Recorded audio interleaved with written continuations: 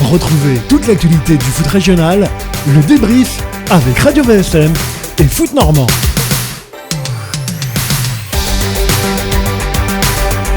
Chers amis, on se retrouve pour la suite du débrief de Radio VFM et Foot Normand. C'est le 17e épisode aujourd'hui et dans cette troisième partie, on continue à parler du foot féminin. Vous le savez, c'est le cachet qu'on a souhaité donner à ce 17e épisode consacré exclusivement au foot féminin. Toujours à mes côtés, Mathieu Billot de Foot Normand. Salut Mathieu. Salut Christophe, salut à tous. On va parler dans cette partie de foot féminin dans la région avec la Ligue de football de Normandie. Troisième partie, donc on le disait, foot féminin à l'honneur dans le débrief de Radio VFM et Foot Normand aujourd'hui, après avoir parlé du foot féminin au Havre, du foot féminin au Stade Malherbe de Caen avec Anaïs Bounawar dans la deuxième partie. Maintenant, on va s'intéresser au foot féminin avec la Ligue de football de Normandie, l'institution qui travaille évidemment à la promotion du foot féminin. On le mesure en ce moment avec par exemple la présence de l'équipe de France qui s'est produite à Dornano au Stade Océane du Havre dans le cadre du tournoi de France. Et de tout cela, on va en parler avec celle qui est conseillère technique régionale en charge du développement et de l'animation des pratiques. Il y a notamment dans tout ça le foot féminin évidemment, c'est Mylène Panier que l'on accueille. Bonjour Mylène. Bonjour. Merci d'être l'invité du débrief de Radio VFM et Foot Normand. Le foot féminin à l'honneur, particulièrement cette semaine, évidemment, j'y faisais référence, avec le tournoi de France, comme on l'a fait avec Laure Lepailleur, comme on l'a fait avec Anaïs Bounawar. Mylène Panier, on va peut-être faire un état des lieux tout d'abord de ce qui est devenu aujourd'hui le foot féminin en Normandie. On le disait tout à l'heure, c'est quelque chose qui est en plein essor, en plein développement depuis déjà plusieurs années. Oui, effectivement, les chiffres en termes de nombre de licenciés sont en constante augmentation, ainsi que le nombre d'équipes spécifiques qui existent. Il y a une réelle politique de développement impulsée par toute l'équipe de Pierre Leresteux et l'ensemble de l'équipe technique sur la pratique féminine, qui montre effectivement ses fruits. Aujourd'hui, on est à un peu plus de 9500 licenciés, ce qui représente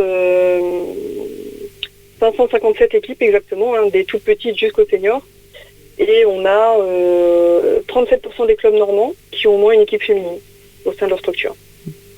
Donc avec ce chiffre notamment de un peu plus de 9500 joueuses, parce que c'est bien ça dont on parle, je crois que ça comprend pas les dirigeantes, les licences dirigeantes, ce chiffre-là, on parle bien des joueuses, c'est bien ça, oui. Donc il y a aussi des dirigeantes à côté. On n'est pas loin du cap, qui était un objectif, je crois, fixé par la Ligue, de ce fameux cap des 10 000 licenciés. On peut imaginer que, alors, je sais pas si d'ici la fin de la saison, mais au moins la saison prochaine, légitimement, il pourra être atteint. Oui, je pense que clairement la dynamique est bonne et on s'aperçoit aussi que malgré la pandémie qu'on a vécue depuis 2 saisons, les chiffres sont vraiment encourageants. Donc aucune inquiétude et effectivement si on comptabilise les éducatrices et les dirigeantes ainsi que les arbitres, on est bien au-delà des 12 000 licenciés, donc c'est plutôt encourageant. Et donc cet objectif qu'avait effectivement placé avant la Coupe du Monde, le comité directeur a été largement atteint et là maintenant on est en passe d'atteindre les 10 000 pratiquants. Oui, donc c'est vraiment un bel objectif, un beau chiffre qui serait pour le football féminin normand, forcément. Alors c'est une belle réussite, mais il ne faut pas s'en contenter. Vous disiez qu'il y avait 37% des clubs normands qui avaient au moins une équipe féminine au sein de leur structure. Bon, on imagine qu'il faut continuer à faire des actions pour encore mailler de plus en plus le territoire. C'est quoi un petit peu les leviers sur lesquels on peut agir justement pour encore développer cette pratique ? Ouais, c'est effectivement une nécessité. Disons que le fait d'avoir, on va dire, obligé les clubs régionaux qui évoluent en R1, R2, R3, garçons, à avoir une équipe féminine a été un réel succès dans la mesure où effectivement les clubs ont joué le jeu globalement et surtout ont été accompagnés au-delà de cette obligation qui peut être vécue comme une contrainte. Il y a un vrai accompagnement de fait dans les territoires pour aider les clubs à se structurer au niveau des féminines. Il y a ce jour très peu de clubs évoluant à ce niveau sont sans infraction. Il en reste encore quelques-uns mais très peu. Donc on va dire que ça c'était déjà une première étape pour avoir un maillage du territoire globalement cohérent. Maintenant, effectivement, on peut toujours mieux faire et que ce soit dans un milieu urbain ou rural, à partir du moment où un club a une école de foot garçon, ça veut dire qu'il est en capacité d'accueillir au moins une équipe de jeunes filles sans aucune difficulté. On va dire que la clé, c'est effectivement d'avoir un ou une référente qui puisse s'occuper de cette équipe et puis après d'initier des actions promotionnelles. Hein. Donc on va dire qu'il y a trois sortes d'actions. Il y a les journées découvertes traditionnelles que tous les clubs organisent à un moment donné dans la saison, qui peut se faire sur différents temps. Mais aussi, et ça souvent les clubs n'en ont pas forcément conscience, c'est toutes les actions de parrainage. Alors souvent ce sont les filles qui parrainent les filles. Et j'ai envie de dire aux clubs que c'est plutôt, à partir du moment où ils ont une école de foot de garçons, les garçons sont forcément scolarisés dans des classes mixtes. Et à partir de là, s'il y a un parrainage avec par exemple l'équipe U9 garçons qui parrainent des filles de leur classe, peut-être que ça peut aussi faciliter la création d'équipes.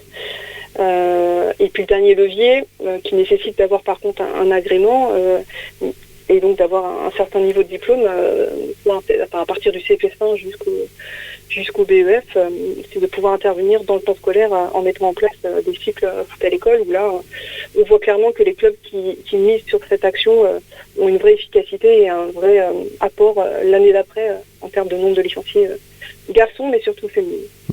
Oui, donc ça fait quand même pas mal d'actions qui sont à disposition, on va dire, des clubs pour essayer de développer cette pratique féminine. On reprécise juste quelque chose. Hein. Effectivement, aujourd'hui, pour évoluer au niveau régional, que ce soit en R1, en R2 et en R3, comme vous l'avez dit, Mylène, les clubs ont l'obligation de présenter au moins une équipe féminine. Voilà, donc on va qualifier ça de mesures incitatives. Voilà, certains clubs en fait attendaient un petit peu ça, ce petit coup derrière pour passer le cap, quoi. Disons que c'était à double tranchant. C'est vrai que le fait d'obliger quelque chose, ça peut être vécu surtout dans les temps qui courent par une contrainte supplémentaire pour les clubs, et d'ailleurs certains, j'en suis encore sûre, le vivent comme ça. Pour autant, dès que cette mesure a été adoptée, la politique elle était claire, c'était on laisse pas les clubs se débrouiller par eux-mêmes. Ceux qui sont en réelle difficulté, alors ceux qui ont l'envie, ils vont se débrouiller, mais ceux qui sont en réelle difficulté, ils peuvent vraiment faire appel à toutes les instances départementales ou régionales. Et moi je ne connais pas de club qui a à partir du moment où ils ont commencé à faire la démarche, n'a pas réussi à avoir une équipe féminine, en sachant qu'en plus on est sur des offres de pratique sur tous les départements normands qui sont sur des effectifs réduits. Hein. En U9, elles jouent en foot à 4, en U11, elles jouent en foot à 5, en U13 aussi, elles peuvent jouer à 5 ou à 8 suivant les départements, mais là aussi il y a des axes d'amélioration pour vraiment tenter de faire cette offre de pratique à effectifs réduits pour faciliter la création d'équipes et donc développer la masse. Mais en tout cas, voilà, tout est fait pour faciliter la mise en place de ces équipes. Oui, Mylène, on a le sentiment qu'effectivement, il y avait encore quelques temps, quelques clubs qui essayaient de développer la pratique féminine peut-être plus par obligation, mais qu'aujourd'hui, c'est dans la majorité des cas, en tout cas, des clubs qui croient vraiment au développement de la pratique féminine, qui ont aussi compris que plutôt que de laisser 2-3 jeunes filles comme ça éparpillées dans des équipes de garçons, les clubs ont tout intérêt à offrir des conditions d'accueil dignes de ce nom féminine, et que donc c'est aussi l'intérêt du club que de promouvoir le foot féminin, que de créer des équipes 100% féminines. On a vraiment le sentiment que les consciences ont quand même évolué et qu'aujourd'hui beaucoup de clubs y croient, mais vraiment. Oui, c'est vrai. Il y a des degrés, des nuances, on va dire, sur la région, je pense, sur ce que tu dis, Christophe, parce que les clubs qui ont démarré leur développement il y a quelque temps déjà, ils sont dans cette optique-là de voir l'intérêt qu'apportent les filles avec une vraie dynamique, avec des bénévoles potentiellement supplémentaires, avec du coup aussi un autre football, hein, du coup d'autres manières d'appréhender les choses, et qui amènent souvent un vent de fraîcheur dans les clubs. Et donc il y a une réelle plus-value aussi avec des partenaires qui peuvent s'intéresser sur la pratique féminine, clairement. Donc les clubs qui ont commencé déjà depuis quelques temps, ils sont dans une vraie dynamique de développement et de structuration, où là ils essaient de démarrer dès toutes petites et d'arriver jusqu'aux plus grandes. Donc là, on va dire que ça concerne des clubs quand même assez structurés. Et puis, à côté de ça, on a ceux qui commencent tout juste et qui, du coup, se retrouvent à avoir des effectifs avec des fois des écarts de niveau importants, des années d'âge, un écart d'âge aussi assez conséquent. Donc c'est pas forcément simple pour eux quand on démarre. Mais en tout cas, tout est fait, encore une fois, pour être suffisamment souple dans les offres de pratique pour permettre à tout le monde de jouer. Et à ce titre, Mylène, comme pour les garçons, les instances ont mis en place des labels qui permettent de récompenser, de valoriser en fait le travail fourni par les clubs. Alors, il y a le bronze, l'échelon argent, puis l'or. La volonté, c'est vraiment d'encourager les clubs justement à poursuivre leur structuration, à aller encore au-delà demain. Ouais, clairement, c'est vrai que ce label fédéral École féminine de foot est vraiment une très bonne initiative parce que on se rend compte que c'est une porte d'entrée souvent pour les clubs parce que le premier niveau, sur le niveau bronze, il est très accessible. Il faut une équipe, avoir quelqu'un qui a passé un module de formation, faire une petite animation autour du programme éducatif fédéral et à partir de là, on rentre quasiment dans tous les critères. Et donc, c'est une valorisation qui est hyper importante et accessible à n'importe quelle petite structure. Et bien souvent, les clubs, ils sont hyper contents d'avoir cette reconnaissance qui est assez accessible pour eux et qui les motive à poursuivre. Et puis après, pour ceux qui ont démarré dans cette démarche-là et qui ont aussi les possibilités d'aller plus loin, c'est aussi un moyen effectivement de se structurer davantage, d'accueillir de plus en plus de jeunes filles. C'est pas la vocation de tous les clubs. Encore une fois, en fonction de la taille des clubs, une petite structure, si elle a une équipe féminine, c'est très bien. On va dire qu'à l'école de foot, comme je le disais, jusqu'en U11, c'est très bien. À partir de la pratique à 8, ça peut déjà être un peu plus compliqué. Mais comme c'est le cas aussi sur le passage en foot à 8 ou foot à 11 chez les garçons, par exemple. Donc c'est la même problématique. Donc il ne faut pas chercher à aller au-delà de ce qu'on peut faire. Mais après, si on peut construire des partenariats pour que du coup, il y ait une continuité avec des petits clubs qui peuvent alimenter après des clubs un peu plus importants dans leur secteur, c'est du gagnant-gagnant pour tout le monde. Alors il y a ce volet-là, il y en a eu un autre qui est mis en place cette saison, qui concerne les championnats, notamment les championnats seniors. Il y a eu une refonte, on va dire, un petit peu des championnats, notamment concernant le championnat de R1, où il y avait plusieurs poules précédemment, et désormais cette saison il n'y en a plus qu'une seule, qui comporte aujourd'hui 14 équipes, mais ça c'est plus, il y a un nombre assez important d'équipes compte tenu du fait que les championnats n'ont pas pu aller à leur terme les saisons d'avant à cause de la crise sanitaire. À terme, ce championnat-là comportera 12 équipes, c'est ça Mylène, un petit peu l'organisation du haut niveau du football féminin en Normandie? Oui, c'est ça, on va dire que là il y avait deux tendances qui se dégageaient sur les seniors au niveau régional. Il y avait une volonté de la Ligue de vraiment commencer à resserrer l'élite parce qu'on commençait à avoir un peu plus de masse. Et dans le même temps, une volonté des districts d'ouvrir une pratique en foot à 11 dans leur structure. Donc du coup, c'était ce double enjeu qui était recherché. Donc ça a abouti sur cette réforme qui a été votée effectivement la saison dernière avec une pyramide un peu plus cohérente avec un groupe de R1 à 12 et puis une R2 avec 2 groupes de 10 géographiques. Et je pense que ça satisfait les clubs qui ont une meilleure visibilité. Et puis après, au niveau des districts, là, il y a 2 poules qui ont été créées cette année, avec du coup un système d'accession des centres qui donne un enjeu et un intérêt pour tous les niveaux de compétition. Donc au niveau district, il y a un championnat en Seine-Maritime, si je ne me trompe pas, un championnat district en Seine-Maritime, et un autre réparti entre le Calvados et la Manche, c'est ça? C'est ça. Voilà. Et oui, c'est ça. Voilà. Et donc du coup, c'est plus lisible pour les clubs, mais j'ai envie de dire c'est plus lisible aussi pour le grand public qui s'intéresse à ces championnats, peut-être notamment le R1. Là, c'est assez clair. Voilà, cette saison, les 2 premiers ont le droit de disputer les barrages d'accession en deuxième division. Voilà, il y aura 4 relégations, si je ne me trompe pas, Mylène, cette année, compte tenu de la poule à 14. Oui, 4 relégations, hormis si on a la chance d'avoir un club normand qui accède dans les 2. Et voilà, et on le souhaite très très fort. Donc voilà, donc c'est quand même beaucoup plus lisible que ces championnats à plusieurs phases où on ne sait jamais trop qui doit monter, qui doit rester. C'est toujours un petit peu compliqué. Donc ça aussi, ça contribue un peu au développement du football féminin. Oui, clairement. Et je pense qu'il était temps. C'était le bon moment. Une synergie qui arrivait à point nommé.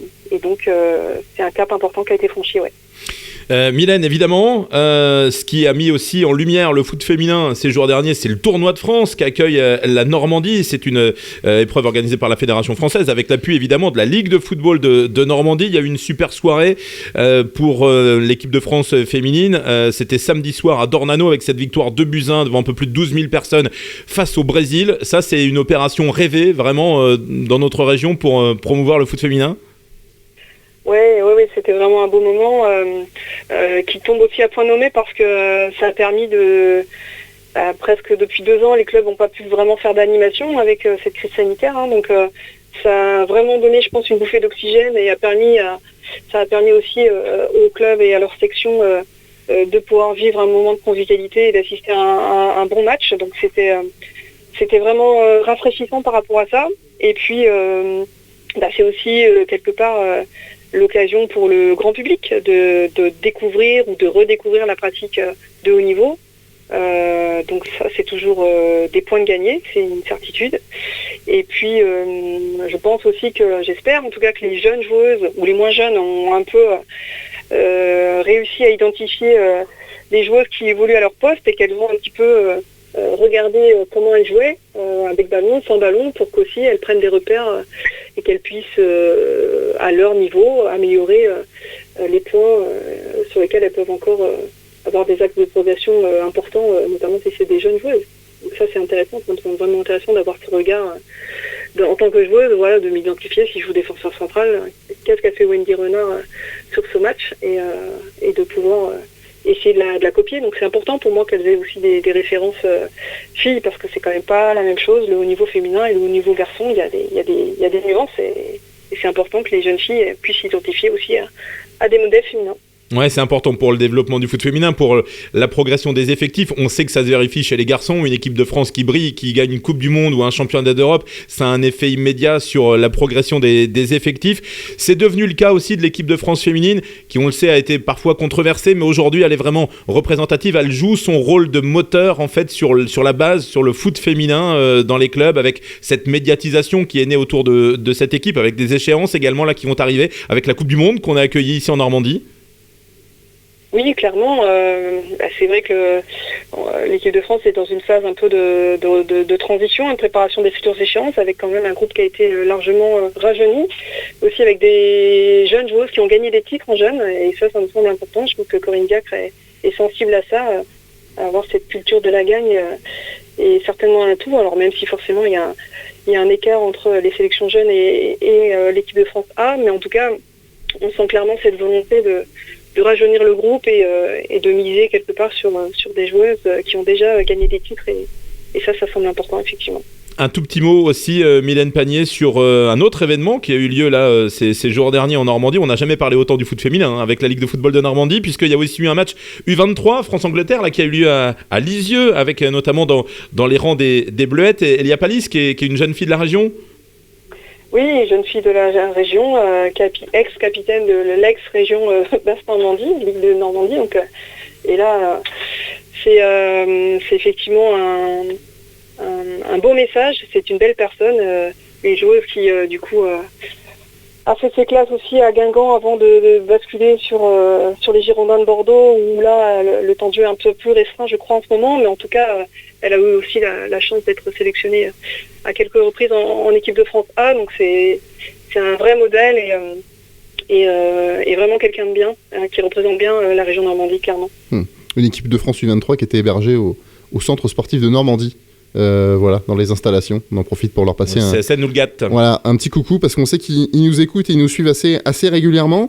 Dans tout ce cheminement de développement de la pratique féminine, donc il y a la base, il y a aussi le haut niveau, et dans les cartons, à moyen terme, il y a aussi la possible création d'une section sportive performance pour des jeunes filles, pour des jeunes collégiennes. Mylène, alors c'est pas exactement l'équivalent d'un pôle espoir, mais c'est quelque chose qui s'en rapproche.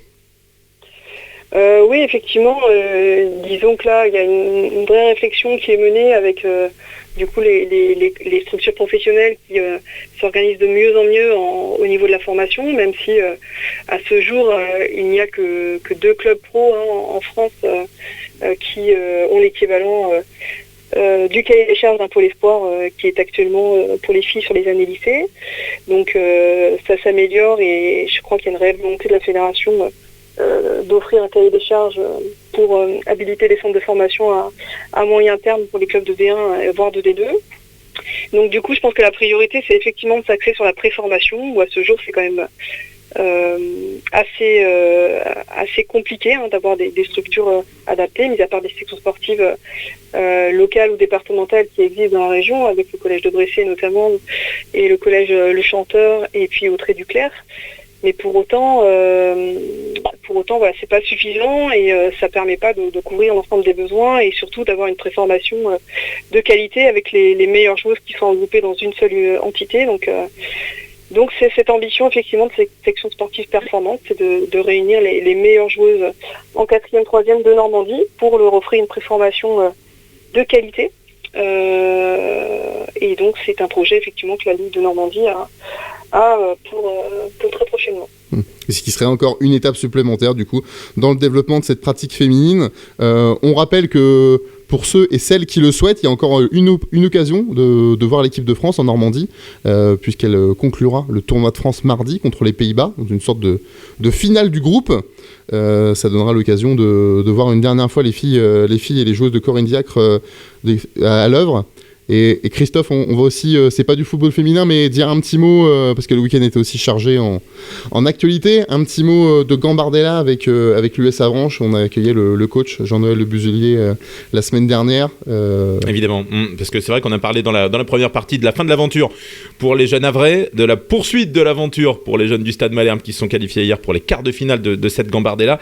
Ça s'est moins bien passé aussi pour les jeunes de l'US Avranches, mais qui quittent l'épreuve la tête haute, c'est le moins qu'on puisse dire, Mathieu. Oui, voilà, alors c'était plus un petit poussé à ce stade de l'épreuve en huitième de finale. C'était une première pour le club de l'US Avranches et qui s'est incliné vraiment avec les honneurs parce qu'ils ont perdu 2-1, ils étaient revenus au score juste avant la pause. Strasbourg a été réduit à 10, mais voilà, Strasbourg c'est vraiment aussi un gros centre en France, donc voilà, donc je pense qu'ils peuvent être fiers de leur parcours et donc ça valorise aussi la formation masculine là, dans ce cas-là, qui est entreprise du côté d'Avranches et c'est plutôt très très bien. Effectivement, merci beaucoup Mylène Panier, conseillère technique régionale en charge du développement et de l'animation des pratiques et notamment évidemment du foot féminin. Merci d'avoir été l'invité du débrief de Radio VFM et Foot Normand ce lundi. On est évidemment amené à reparler de foot féminin, on l'a bien compris, il va se passer plein de choses encore dans les semaines et les mois qui viennent autour de l'équipe de France féminine, mais pas que. Grand merci Mylène. Merci à vous. Bonne journée. Et à très bientôt pour parler de foot féminin. Voilà, c'était 3 épisodes du débrief qui ont sorti un petit peu de l'ordinaire, Mathieu, puisqu'aujourd'hui, dans le cadre du tournoi de France qu'a accueilli donc la Ligue de football de Normandie sur les stades Océane et d'Ornano, c'est important de mettre à l'honneur ce foot féminin qui se développe partout. Et on le disait avec Mylène Panier également, dans les clubs les plus modestes aujourd'hui en milieu rural. Oui, non, mais voilà, c'est aussi l'opportunité, la vocation aussi, même le but des médias, c'est de parler de toutes les pratiques. On parle régulièrement du très haut niveau, avec, à travers le Stade Malherbe, à travers le HAC, à travers QRM, à travers Avranches. Mais voilà, il faut parler de tous les footballs, le football féminin qui en est, je pense, à ses débuts. Et je pense que dans quelques années, il prendra une dimension encore bien plus supérieure, tant en termes de qualité qu'en termes de quantité. Je pense que dans quelques années, quand vous irez voir les écoles de foot de Vire, de Bayeux, de Rouen, de Dieppe, vous aurez encore de plus en plus de petites filles qui s'identifient certainement au Wendy Renard, au Marie-Antoinette Katoto, mais je pense qu'ils s'identifient aussi à Kylian Mbappé, à Antoine Griezmann, comme leurs homologues garçons. Donc voilà, donc c'est très très bien. Voilà, plus il y a de personnes qui pratiquent le football, mieux c'est pour tout le monde. Et donc c'est parfait à ce niveau-là. C'était le débrief spécial foot féminin donc avec Radio VFM et Foot Normand. On rappelle que ce lundi soir, en match décalé de la 25e journée de Ligue 2, le Havre est à Toulouse, 26e journée du championnat de France de Ligue 2, samedi 26 février. QRM sera en déplacement à la JOCR. Le Stade Malherbe de Caen recevra le Sporting Club de Bastia. Ce sera donc bien samedi soir à 19h à Dornano. Et puis le Havre accueillera dans le même temps l'AS Nancy-Lorraine. Merci infiniment Mathieu. Merci Christophe.